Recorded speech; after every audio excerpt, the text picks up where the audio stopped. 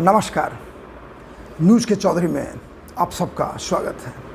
मैं वीरेंद्र चौधरी एक बार फिर से आपके सामने हाजिर हूँ एक नए सवाल के साथ। सवाल ये है, बैटल फॉर झारखंड, कौन जीतेगा झारखंड? आइए इसी सवाल पर देखते हैं न्यूज़ के चौधरी। 15 अक्टूबर 2024 को चुनाव आयोग ने झारखंड और महाराष्ट्र के विधानसभा चुनाव की घोषणा की। झारखंड में विधानसभा चुनाव 2 फेज में होंगे। पहला फेज 13 नवंबर 43 सीट और दूसरा फेज 20 नवंबर 38 सीट, यानी कुल 81 सीट। और परिणाम घोषित होंगे 23 नवंबर को महाराष्ट्र के साथ। और झारखंड विधानसभा में 81 सीटें हैं और सरकार बनाने के लिए चाहिए 42 सीट।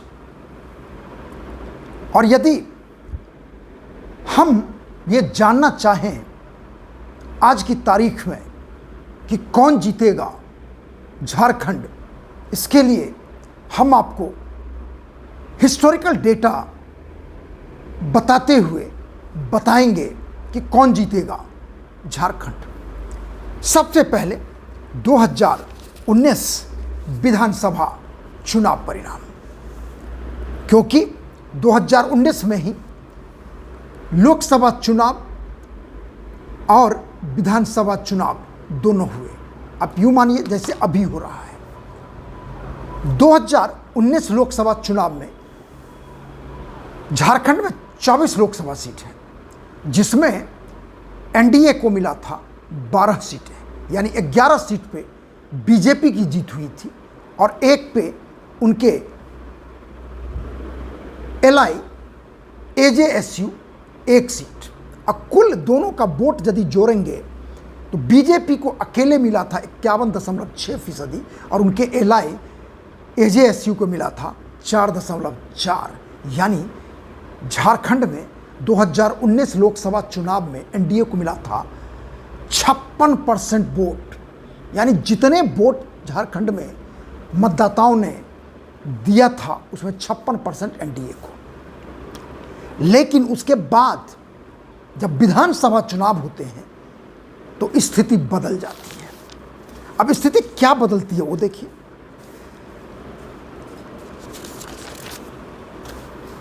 81 सीटों में से 2019 विधानसभा चुनाव में जेएमएम को मिलता है 30 सीट, कांग्रेस को 16 और आरजेडी को 1। यानी तब के यूपीए को झारखंड में 81 में से 47 सीटें मिलती है। अब बीजेपी करारी हारती है। रघुवर दास मुख्यमंत्री थे, बल्कि रघुवर दास खुद भी चुनाव हार गए थे जमशेदपुर से, लगभग 15,000 वोटों से हारे थे। और दूसरी तरफ बीजेपी का देखेंगे तो बीजेपी को मिला था 25 सीट और विधानसभा चुनाव में बीजेपी का एजेएसयू के साथ गठबंधन नहीं था। और उसका परिणाम ये था, मैं आपको बताना चाहूँगा कि लोकसभा चुनाव में यदि आप देखें तो एजेएसयू को, जो मैंने बताया कि एनडीए को 56% मिले थे, जिसमें 4.4% एजेएसयू को था। और लेकिन विधानसभा चुनाव में बीजेपी ने ये सोचा कि वो अकेले चुनाव जीत जाएंगे। और खास करके रघुवर दास का ये मानना था, उन्हें लग रहा था कि एजेएसयू की जरूरत नहीं है। लेकिन हुआ क्या, वो सुनिए आप। बीजेपी को मिला 25 सीट, वोट मिले 33.8%।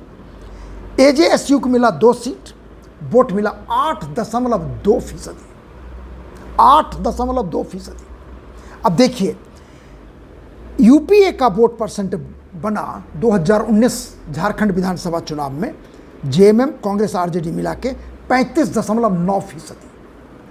और बीजेपी पाती है 33.8%, यानी बीजेपी को यूपीए से 2.1% वोट कम मिलता है।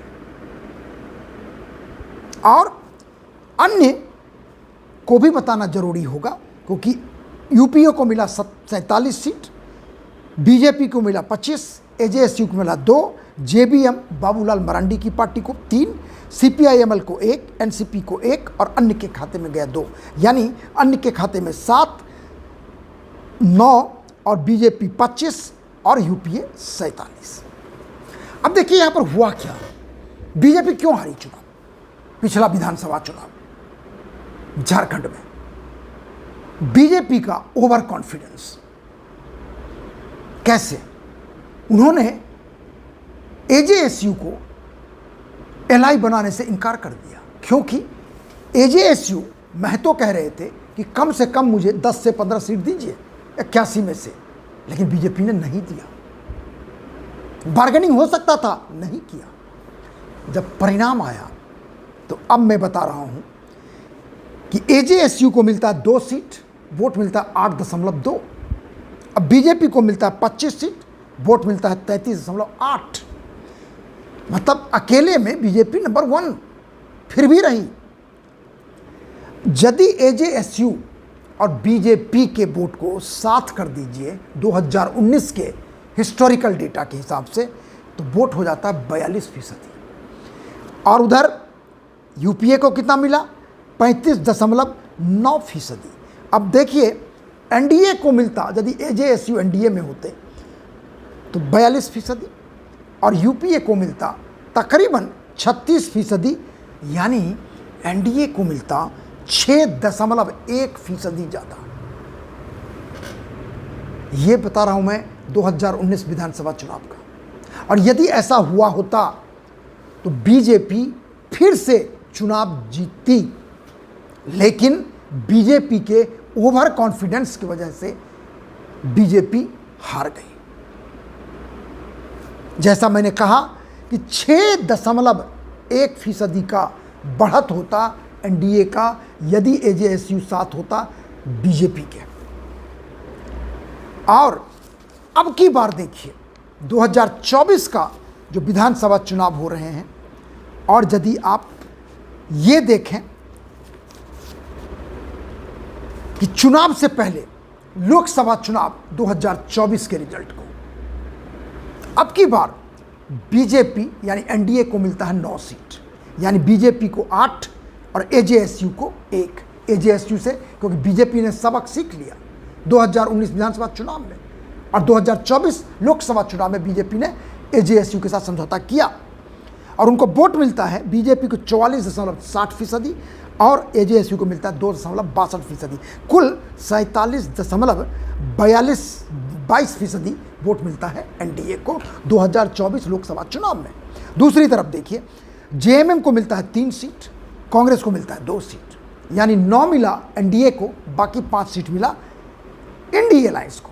अब देखिए उनको वोट कितना मिलता है, जबकि उनके साथ जेएमएम है, कांग्रेस है, सीपीआईएमएल है, आरजेडी है, वोट मिलता है 38.97%, यानी एनडीए को इंडिया अलायंस से 8.25% वोट मिलता है।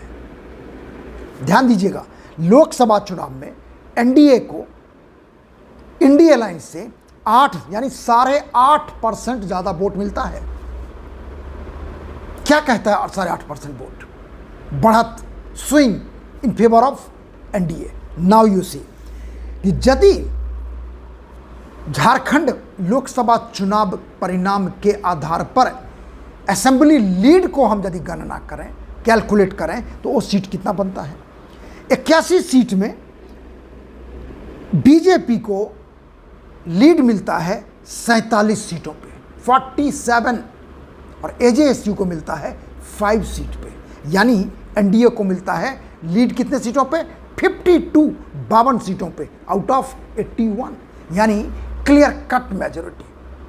दूसरी तरफ भले इंडिया अलायंस को 5 सीट मिल जाता है, लेकिन जेएमएम को लीड मिलता है 14 असेंबली सीटों पे, कांग्रेस को मिलता है 15 असेंबली सीटों पे, कुल 29। कहाँ 52 और कहाँ 29, और अन्य के खाते में 0। कहने का मतलब है कि यदि लोकसभा रिजल्ट को आधार बना के झारखंड विधानसभा चुनाव का परिणाम प्रेडिक्शन हम करते हैं, तो हम ये कहेंगे कि झारखंड में एनडीए साफ साफ स्पष्ट मत मेजॉरिटी के साथ, बहुमत के साथ सरकार बनाने जा रही है। यानी हेमंत सोरेन की सरकार बुरी तरह हारेगी यदि 2024 लोकसभा चुनाव परिणाम के लीड को आधार बनाया जाए। नंबर 1। नंबर 2, 8.5% का जो स्विंग है बहुत बड़ा स्विंग है। नंबर 3, बीजेपी अब की बार वो गलती नहीं कर रही है जो 2019 विधानसभा चुनाव में किया था। देखिए वो क्या गलती नहीं कर रही है। 81 सीटों के लिए अब की बार बीजेपी ने खुद लड़ रहा है 69 सीटों पे।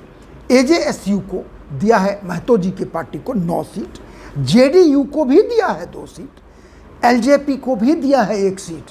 कहने का मतलब है कि प्रधानमंत्री नरेंद्र मोदी, गृह मंत्री अमित शाह किसी रूप में कोई रिस्क नहीं लेना चाहते, और यही कारण है कि सभी एलआई को उन्होंने ऐसा गठबंधन में बांध दिया है कि ऐसा लगता है कि बीजेपी अब की बार झारखंड विधानसभा चुनाव में 81 में से यकीन मानिए 50 का आंकड़ा पार कर जाएगी। दूसरा कारण एक और है कि जितने संथाली लीडर हैं, हालांकि बीजेपी के पास अपने तो अर्जुन मुंडा हैं ही, बाबूलाल मरांडी भी आ गए हैं, सीता सोरेन जो शिबू सोरेन की बहू हैं वो भी बीजेपी में आ चुकी हैं। लोकसभा चुनाव हालांकि वो हार गई थी।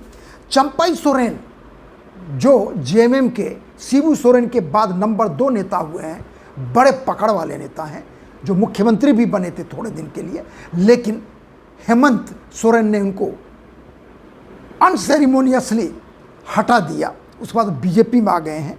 तो कहने का मतलब है कि जितने संथाली नेता हैं, तकरीबन बड़े बड़े नेता सारे के सारे बीजेपी के पास हैं, क्योंकि उन इलाकों में बीजेपी अच्छा नहीं कर रही थी। जैसे मैं बताऊं आपको, चंपई सोरेन का इलाका जो कोल्हान का क्षेत्र है, जहां पर 14 विधानसभा क्षेत्र है, और 2019 के विधानसभा रिजल्ट का यदि मैं आपको बताऊं तो 14 विधानसभा क्षेत्र जो कोल्हान क्षेत्र में है, जो चंपई सोरेन का इलाका है, वहां पर जेएमएम को 14 में मिला था 11 सीट, कांग्रेस को मिला था 2 और इंडिपेंडेंट के खाते में गया था 1, यानी 14 में से बीजेपी को 1 भी सीट नहीं मिला था कोल्हान क्षेत्र में। और चंपई सोरेन को कोल्हान का टाइगर कहा जाता है। इसलिए ये दूसरा, एक तो लोकसभा का लीड, दूसरा ये जितने संथाली नेता हैं, सीता सोरेन हो चाहे चंपई सोरेन हो चाहे बाबूलाल मरांडी हो, आज की तारीख में सब के सब बीजेपी के साथ हैं।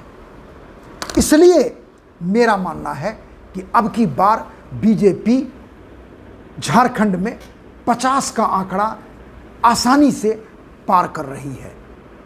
वैसे असली में रिजल्ट जानने के लिए हम सबको इंतजार करना पड़ेगा 23 नवंबर का, और देखना होगा कि मेरा अनुमान कहां तक सही साबित होता है। चलिए करते हैं इंतजार 23 नवंबर का। आखिर में यदि आपको कार्यक्रम अच्छा लगता है तो इसे आप लाइक करें, शेयर करें, और यदि कुछ कहना चाहते हैं तो कमेंट सेक्शन में जाकर अपनी बात जरूर लिखिए। एक और बात, मेरे YouTube चैनल को आप सब्सक्राइब जरूर कीजिए, क्योंकि आपके सब्सक्राइब करने की वजह से हम आपके साथ हैं और आगे भी साथ रहेंगे, ऐसी हमने इच्छा बना रखी है। इसलिए आपका हमें सहयोग चाहिए। बहुत बहुत धन्यवाद। नमस्कार।